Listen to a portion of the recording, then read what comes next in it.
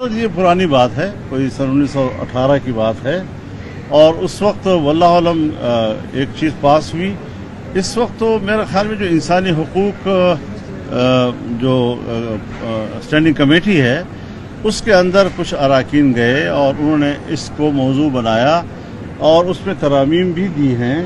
اس سے high light ضرور ہوا ہے یہ معاملہ، لیکن یہ معاملہ آج کا نہیں ہے۔ جس طرح بہت سے قوانین چوری چھپے بڑی خاموشی کے ساتھ اور ایسے وقت میں کہ جب کورم بھی نہ ہو، ایسے وقت میں کہ جب چھٹی کا کوئی دن آ رہا ہو یا جمعے کا دن ہو، یہ پیش کر لیے جاتے ہیں پرائیویٹ ممبر کے ذریعے سے اور پھر اس کو پاس کر دیا جاتا ہے، یہ ہے قابل مذمت چیز۔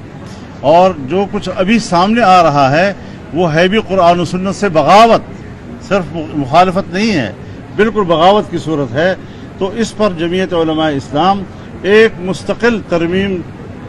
تیار کر رہی ہے اور اس کی جامع شکل جو ہے وہ پیش کرے گی ایوان کے اندر، جو ایک باقاعدہ ترمیم کی حیثیت ہوگی۔ جو ترامیم ہمارے دوستوں نے پیش کی ہیں ہم نے اس کا مطالعہ کیا ہے، ہمارے ماہرین نے اس کا مطالعہ کیا ہے، وہ ناکافی ہے، اور اگر ان ترامیم کے ساتھ پھر پاس ہو جاتا ہے تب بھی اس کی شرعی جو مخالفت ہے اس میں فرق نہیں آئے گا۔ ہم سمجھتے ہیں کہ پاکستان کی پارلیمنٹ کو قرآن و سنت کے خلاف قانون سازی کا کوئی حق حاصل نہیں ہے، اور یہ نئی سوال جو ابھی پیدا ہوا ہے اس میں انشاءاللہ ہم بھرپور طور پر